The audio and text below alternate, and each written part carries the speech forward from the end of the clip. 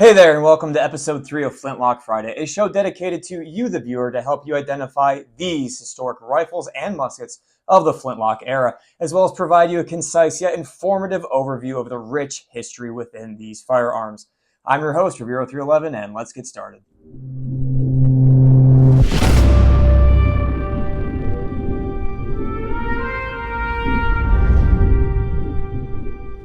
On this episode, we will be taking a look at this iconic piece of American history. This is a model of 1819 Hall rifle. This one was made at the U.S. Rifle Works in 1826 in Harpers Ferry, Virginia at the time. It has the unique claim to fame for being able to say it did two things. First, it is America's first breech-loading service arm, meaning you could just press up on that latch right there. You could bring the breech up and you could load from much lower on the barrel than you could with a traditional muzzle loading rifle or musket. Also, it is rifled so that means you can get the higher accuracy from having a rifled barrel as compared to a smooth bore.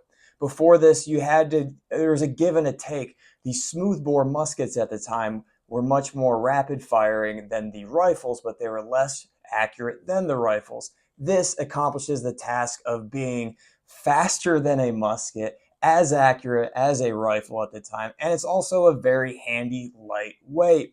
The other claim to fame that this rifle has is that it is made of completely interchangeable parts, meaning that you could take the breech out of this specific Hall rifle, and if you find another Hall rifle with a receiver, you could just throw that breech in there. This was a monumental step in the Industrial Revolution, and it was a huge selling point to the U.S. government at the time, and there's a reason that they made them. And they made 19,680 of these firearms, and that's the model of 1819. And if we put that into perspective, the Army in around 1845 was only 7,500 men, so there was a lot of these guns made in proportion to the regular Army at the time.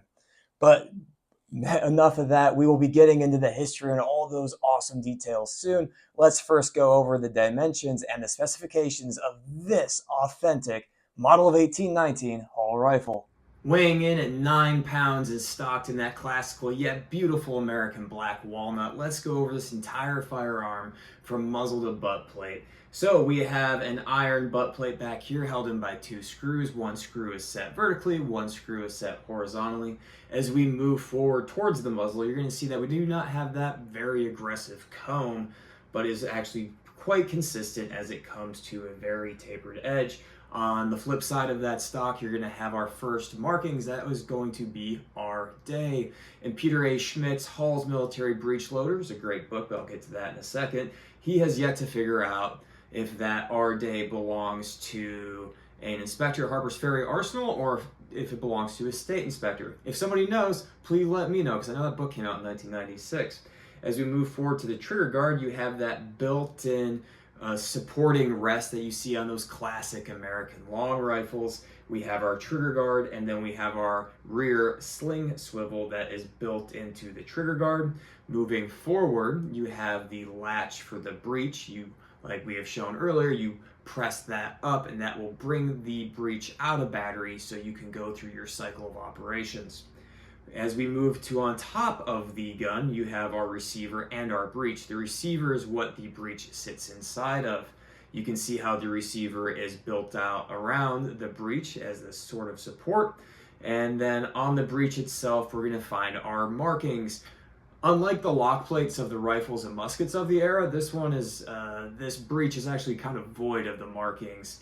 Especially I see no final inspector's mark on the actual stock, but we'll talk about that in a second. So stamped into the breech, we have J.H. Hall for John Hall. This is made at the Harpers Ferry Rifle Works, which is separate than the Musket Works, which was also located at Harpers Ferry. We have U.S. to show that this belongs to the U.S. government, and 1826. We know that this is from the extension of the first contract. The first contract was from 1824 to 1825 is when those first guns were delivered. And then they asked for an extension of the contract, and that is when this second 1,000 batch of guns came out, and this is one of those guns. As we move forward, we can see the mechanism, which is like everyone's favorite. It's a Flintlock. And there's some pretty unique things going on with the Flintlock. So let's get the bad things out of the way first. Let's go over this cock. So obviously my cock on this Flintlock is broken.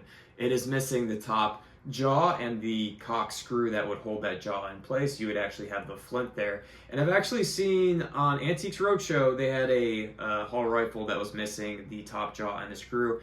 And in Peter A. Schmidt's book, he notes that the top jaw and screws on 2 of his Hall rifles were actually replacements as well. So that obviously has to be some sort of failure point, in my humble opinion. What to notice about these 1826 of the first contract, so the extension of the first contract, is that it is missing a little latch piece that comes out here, or it's a pretty aggressive like tooth that comes out, gear tooth sort of thing. Those are on the first part of the contract, but not on the second. They got rid of them for the 1826. And then we have our hammer and our hammer spring. And this is a pretty strong hammer, which I'm very proud of. And then we have our pan, and this is probably one of the coolest parts of the gun, is that we have the touch hole is drilled vertically into the pan, so meaning you can just put some powder in the pan, close the hammer, and gravity will do the rest. John Hall says that this is better for the shooter, so they don't have to worry about the flash in the pan right in front of their face that throws their shot off. He says this is going to increase accuracy, but John Hall is nothing but a man that loves to, he really champions for his rifle, and I'm happy that he does that.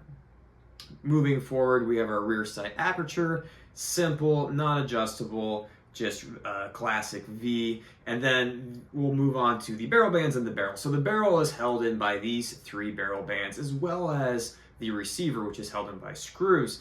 So we have our lower, middle, and upper barrel band. And these barrel bands are probably most useful for you to identify when the musket was made. The first contract guns do not have holes in these barrel bands for the springs. But for the second and third contract, and for the rest of them, they do. So they'll actually put a hole in there, and you'll see it much more similar to an American Charleville at the time, or a French infantry musket of 1766, or the other barrel bands I've looked at on these Flintlock Friday episodes so far. But after 1826, they switched to that new one where they add the hole in, but for 1826, they do not have a hole. You have to know, though, that Simeon North, when he makes his contract model of 1819, he actually uses the 1826 pattern of the model of 1819. So the Simeon North contract guns do not have those holes for the barrel band springs. All right, enough of barrel bands. Well, except for this one, it has a sling swivel right there in the middle. And we have our upper nose cap barrel band. And then we have our front sight posts. And then we have our barrel. What's pretty cool about this is that that barrel is actually counterbored. And the reason they do that is in case something breaks on the breech mechanisms, in case something fails over here in the breech and the receiver, you can still muzzle load this as if it was just a regular Model 1817 common rifle, or just a regular smoothbore musket or rifled musket or rifled flintlock of the era. So even if the mechanism fails, the gun can still be used for its original intention, which is to fire. And that closes out an overview of the gun itself. Next, let's look at the fascinating history behind the model of 1819 Hall rifle. To really appreciate the model of 1819 rifle, we have to take a look at the inventor, John Hancock Hall, born 1781 in Maine. His first idea of having a more rapid firing gun comes from his time in the militia. In 1811, he has a joint patent with another man, and in 1816, he gets his first bite at the apple with a government contract. Albeit a very small bite and a very small apple, because it's going to be 100 patent rifles for $25 each. And these guns are going to be tested in 1817 with the first trials with Captain George Talcott. Captain George Talcott was actually quite apprehensive of these new patent rifles, but at the end of the trial, he would write a glowing report saying, "Everything except the bayonet is as perfect as can be wished. I am decidedly of the opinion that they ought and most eventually will supersede the common rifle." But that one trial wasn't enough for the U.S. government, because in 1818, rifles are sent to the Regiment of Riflemen in the upper Mississippi River region for trials, and those trials have a little bit more mixed results. John Hall actually writes President Monroe during this time, "If 18 months more are suffered to pass, as formerly my business must stop, my workmen must disperse, and my ruin ensue."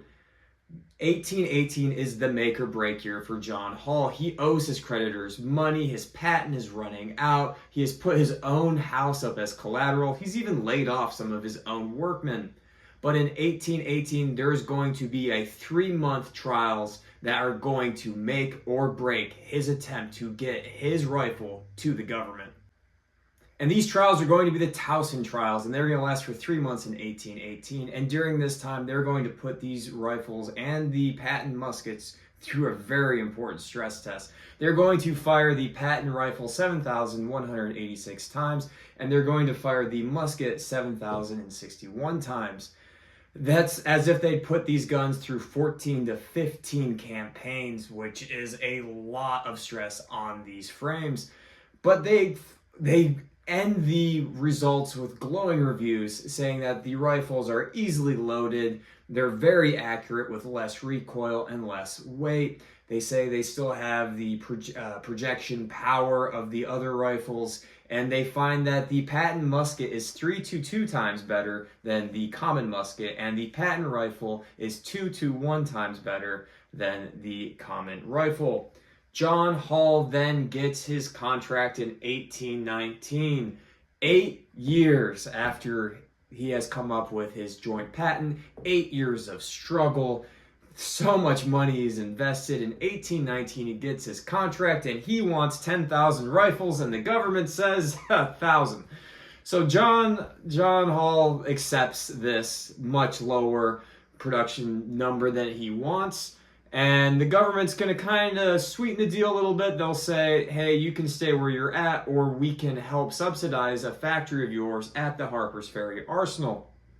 That sounds pretty nice. Why would they do such a thing? Well, there could be a couple reasons for this. By 1819, the second production run of model of 1803 rifles had just stopped, so there's some extra production capacity at the Harpers Ferry Arsenal.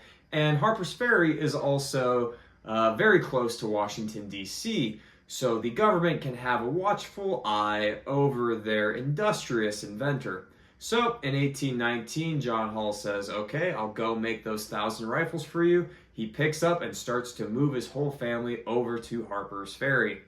He sets up in an abandoned sawmill, and from there he's going to create the U.S. Rifle Works, or the Hall Rifle Works as it will become commonly known.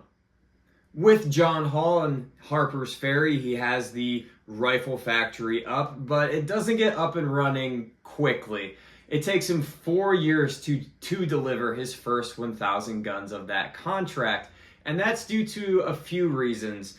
There's a disease outbreak that happens that could have had an impact on that. James Stubblefield, who is the superintendent of Harper's Ferry, doesn't seem to be as supportive as he should be in this new man showing up and taking up some government resources.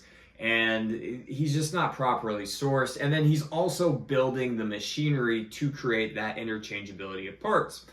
But in 1824 to 1825, he does deliver his first 1,000 guns, and the government immediately asks for another 1,000, and that is when this gun is made in 1826. 1826, I'm going to kind of use as the bookend, because in 1826, there is another trial, and this one is a 5-month trial at Fortress Monroe, and that is when they fire one of these rifles 8,000 times without a single issue. 1826 is also when they test the interchangeability of parts, and in the end, they deem these rifles as superior to every other arm in use. So, with the successful delivery of the 1826 guns, the government has finally accepted that, hey, these are worth the money.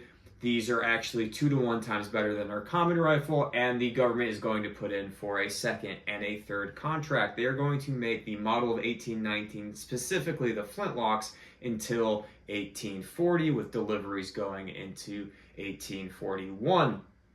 And that is going to be the conclusion of the story of John Hall's rifle. I think that's a cool bookend. We're going to end in 1826, and we really started in 1816. So from 1816 to 1826, it just shows, I've only barely touched the surface, but you can see the perseverance of John Hall in getting his idea to production. So use that as your motivational story for the day. But yeah, so next I want to look at the combat use of the Hall rifle.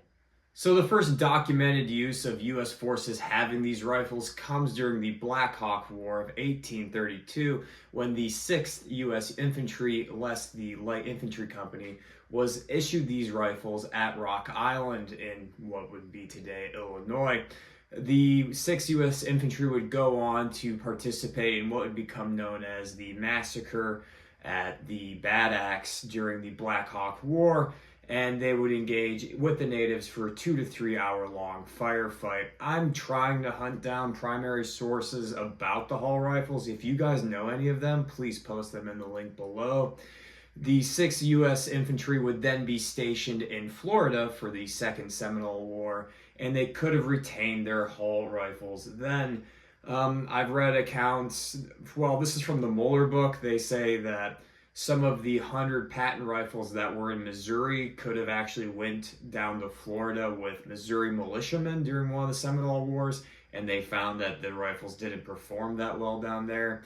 I've also seen that some of the rifles from that original 100 patent group were broken up and used as Lehman rifles, or Lehman rifles. I don't know which was the proper way to pronounce that. I should know that. But so those are actually the most valuable, is those 100 patent rifles from 1816. Other uses of the Hall rifle besides military use, we know that 302 Hall rifles were actually gifted to members of Congress from 1826 to 1834. Tennessee issued 179 Hall rifles during the Mexican-American War, and by 1848 there were large quantities in inventory. So they had a lot of rifles, but this is also in keeping with the American ordnance policy. Rifles made at the government arsenals were for government troops, and rifles, there's ordnance policy from at least 1830, if I remember off the top of my head, that said anything made after 1820 was to be kept and not issued out for, break glass in case of war. So they're actually sending out their older stuff first to have that stuff get broken up and keeping their newer stuff sitting in arsenals until the time was needed. Militiamen were actually able to get these rifles, or at least get Hall type rifles. At least 2,475 were distributed to the states under the Militia Act of 1808. You can assume that, I have yet to prove this because I need to find this in reading, but you can assume that those are actually from the Simeon North contract rifles. Usually the federal government would use their government arsenals to fill out the armaments of the government troops, and they would use contractors to fill out the state militias. But I have yet to actually confirm that. The Hall rifle is going to see some limited service in at least the Civil War. You're going to also see the percussion versions, the dragoon versions. Those are all different from the 1819 Hall, and I've just dipped my toe into the Halls. I am just keeping my video to the model of 1819 Flintlock, but there are pictures of the 1819 right here being used in the Civil War. And here's another picture of another Hall rifle that I found from the Library of Congress. So I thought I would just end with some of the pros and the cons of the Hall rifle and its design. John Hall talks about how some of the pros are you don't have to worry about the soldiers overloading the breech because only so much ball, wads, and powder can fit inside the breech. The soldier doesn't have to worry about the flash in the pan right in front of his face. It's going to call him twitching. He's going to jerk his trigger. So those are some more benefits. Me as a former infantryman, the ability to shoot from the prone or the kneeling or the sitting allows you to really utilize more cover and concealment than when compared to having a muzzle loading rifle or musket of the era. You can still do that with the muzzle loading, except for this is a much better system for that. A couple of the critiques that I did read about is that since there are gases escaping between the breech and the barrel, the rifle is actually, you have that blowout from the gases that you've heard about. I don't know how big of that problem that is going to be until I actually shoot this one, hopefully one day. But two, I've read that the actual round is a couple hundred feet slower than the model of 1817 common rifle, but we also have to remember you can kind of fudge with the powder for those rifles. You can put more powder in, more grains to get more distance. But yeah, I thought I would mention some of the negatives. I got this rifle from the Valentine Museum in Richmond. Well, they actually de-accessed it to an auction, and I won it in an auction. I'm very happy to have it. I won this one for $1,300 is what I won the auction at. My walkaway price was $1,600 for a 1 of 1,000 rifle made in 1826. So I am very, very happy with this purchase. My goal, this rifle is going to be on the channel quite a bit because I do want to clean it, I do want to fix that cock, and I do want to take it shooting. In final conclusion, I thought I would talk about the books that I referenced. These are obviously what I'm getting almost all my information from. I do find some online articles that I reference. I'll put those down below, especially the 7,500 Men in 1845. I want to see if I can get more information on that number. But U.S. States, Muskets, Rifles, and Carbines by Colonel Arkady Gluckman. This book was pretty good. Just general, decent information about a lot of guns. Harper's Ferry and the New Technology, The Challenge of Change by Marriott Rose Smith. Even Peter Schmidt says this is a good book. This is a very fun book because it's just about Harper's Ferry and the factory and all the politics within. And this makes you really appreciate the trials and tribulations John Hancock Hall goes through to get his idea from paper into production.